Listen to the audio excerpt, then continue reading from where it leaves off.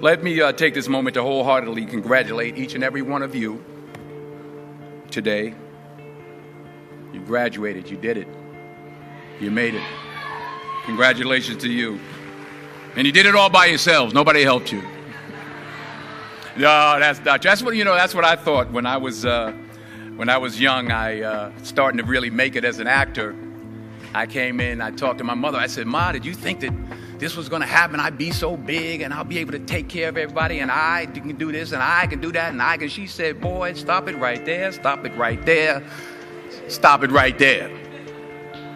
He said that if you only knew how many people that have been praying for you, how many prayer groups she put together, how many prayer cloths she gave me, how many times she splashed me with holy water to save my sorry behind her. She said it. She said, "Oh, you did it by yourself? I tell you what you can do by yourself. You can go outside, get a mop and a bucket and wash them windows. You can do that by yourself." Superstar. So I'm saying that to say I want to congratulate all the parents and friends and family and aunties and uncles and grandmothers and grandfathers and teachers and friends and enemies. All the people that helped you to get where you are today. Congratulations to you all. I'm going to tell about 2-3 stories. I'm going to keep it real short. I remember my graduation. Speaker got up there, went on forever, blah, blah, blah, blah, blah, blah, blah, blah, blah. So I'm going to keep it short. Number 1, put God first. Put God first in everything you do. Everything that you think you see in me, everything that I've accomplished, everything that you think I have, and I have a few things, everything that I have is by the grace of God. Understand that. It's a gift. 40 years ago, March 27th, 1975, it was 40 years ago, just this past March, I was flunking out of college. I had a 1.7 grade point average. I hope none of you can relate. I had a 1.7 grade point average. I was sitting in my mother's beauty shop. They still call it beauty shops now? What they call it now? Yeah, I was sitting in the beauty parlor. I was sitting in my mother's beauty parlor, and I'm looking in the mirror, and I see behind me this woman under the dryer. And every time she looked up, every time I looked up, she was looking at me, just looking me in the eye. And I didn't know who she was, and I said, she said, "Somebody give me a pen, give me a pencil. I have a prophecy." March 27, 1975, she said, "Boy, you are going to travel the world and speak to millions of people." Now, mind you, I was flunked out of college. I'm thinking about joining the army. I didn't know what I was going to do, and she's telling me I'm going to travel the world and speak to millions of people. Well, I have traveled the world, and I have spoke to millions of people.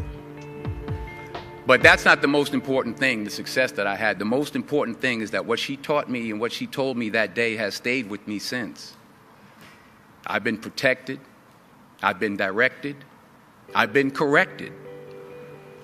I've kept God in my life, and it's kept me humble. I didn't always stick with him, but he always stuck with me. So stick with him in everything you do. If you think you want to do what you think I've done, then do what I've done and stick with God. Number 2, fail big. That's right. Fail big.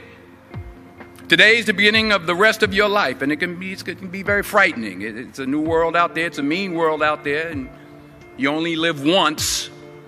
So do what you feel passionate about. Take chances professionally. Don't be afraid to fail. There's an old IQ test, was 9 dots, and you had to draw 5 lines with a pencil within these 9 dots without lifting the pencil. The only way to do it was to go outside the box. So don't be afraid to go outside the box. Don't be afraid to think outside the box. Don't be afraid to fail big, to dream big. But remember, dreams without goals are just dreams, and they ultimately fuel disappointment.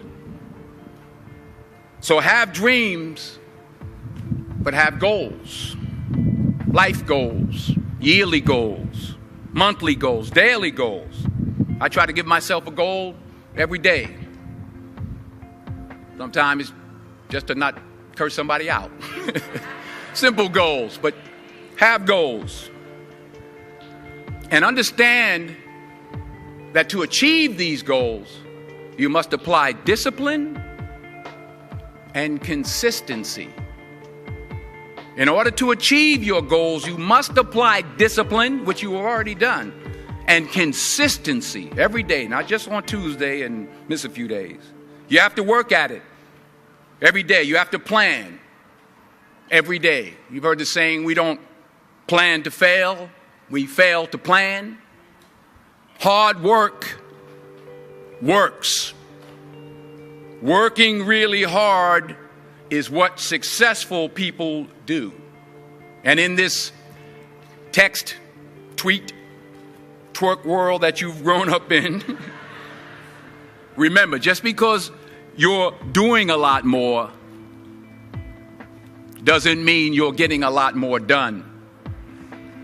Remember that. Just because you're doing a lot more doesn't mean you're getting a lot more done. Don't confuse movement with progress.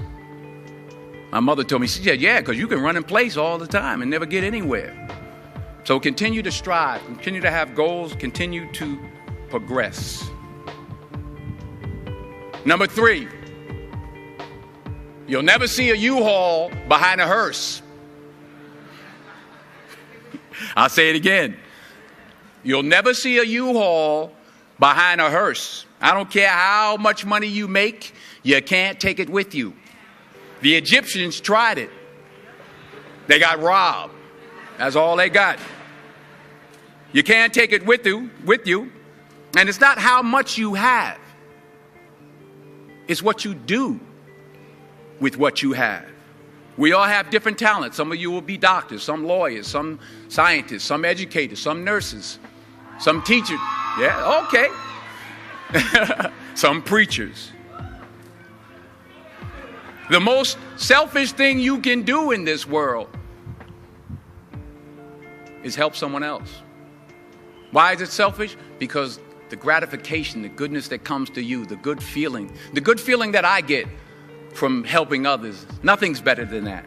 Well, one or two things, but nothing's better than that. Not jewelry, not big house I have, not the cars, but it's the joy. That's where the joy is, in helping others. That's where the success is, in helping others. Finally, I pray that you put your slippers way under the bed tonight, so that when you wake up in the morning, you have to get on your knees to reach them. And while you're down there, say thank you for grace. Thank you for mercy. Thank you for understanding. Thank you for wisdom. Thank you for parents. Thank you for love. Thank you for kindness. Thank you for humility. Thank you for peace. Thank you for prosperity. Say thank you in advance for what's already yours. It's how I live my life. That's why I am, one of the reasons why I am today. Say thank you in advance for what is already yours. True desire in the heart for anything good is God's proof to you, sent beforehand to indicate that it's yours already. I'll say it again. True desire in the heart, that itch that you have, whatever it is you want to do, that thing that you want to do to help others and to grow and to make money, that desire, that itch, that's God's proof to you, sent beforehand already to indicate that it's yours. And anything you want good, you can have. So claim it. Work hard to get it. When you get it, reach back. Pull someone else up. Each one, teach one. Don't just aspire to make a living.